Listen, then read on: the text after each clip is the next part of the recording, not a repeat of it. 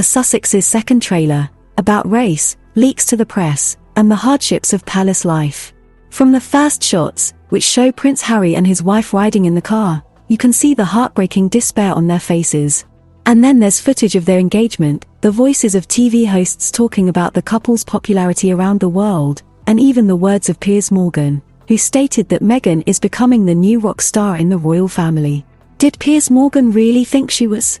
Anyway, the trailer showed happy newlyweds, a lavish wedding and crowds of squealing fans. "Meghan, we love you." All of this was meant to lead viewers to believe that the Sussexes were becoming too popular, overshadowing the rest of the royal family. And then, Meghan snaps her fingers. Everything changed, Harry finishes. It changed, ostensibly because the few visits to events and the display of expensive outfits provided them with such popular love that leaks to the press from the palace began to probably change the public's view of the couple. The teaser features Harry's voice. There is a hierarchy in the family, there are leaks, and there is the spreading of stories.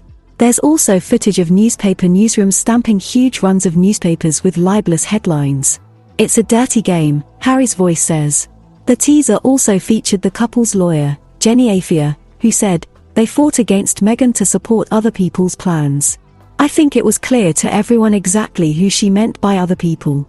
Once again, veiled accusations were heard against the palace as the source of the negative stories relayed to the press. Footage of the Trooping the Colour parade and the royal family on the balcony of Buckingham Palace flashed.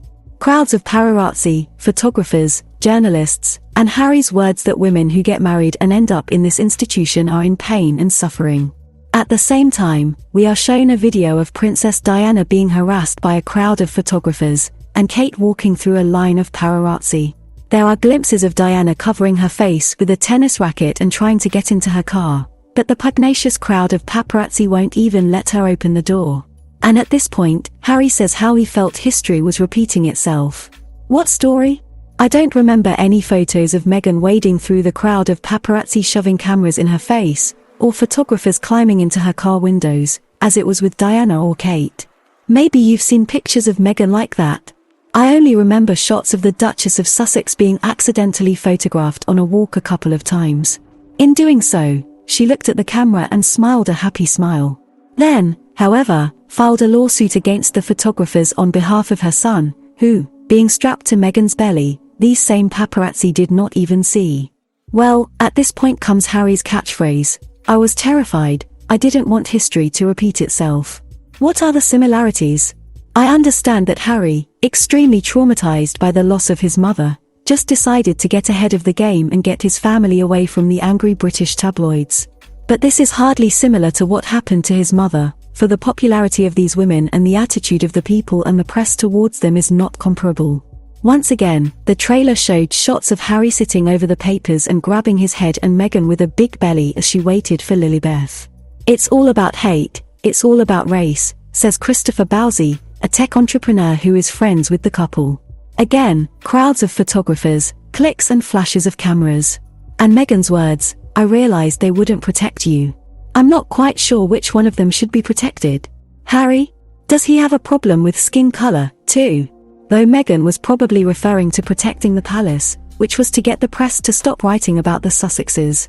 The palace apparently refused to get involved. What's more, the Sussexes are clamoring for the palace to be the source of negative stories about the couple so that newspaper headlines will override articles about Prince Andrew and the firm's other problems. Omid Scobie also said that Clarence House and Kensington Palace staff are complicit in leaking a contrived narrative about Meghan and Harry.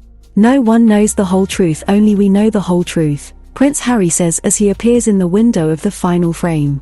Well, I foresee an even greater resonance for this 6-part inspirational film, because the dates of its release have caused a separate outcry in the British space as well. The fact that the first 3 series will appear on the screens on December 8, exactly 3 months after the departure of Prince Harry's grandmother, Queen Elizabeth. The next 3 episodes will see the light of day as early as December 15th, the day the Princess of Wales' Christmas Carol concert airs. Is this a coincidence, or were the dates chosen by Netflix itself?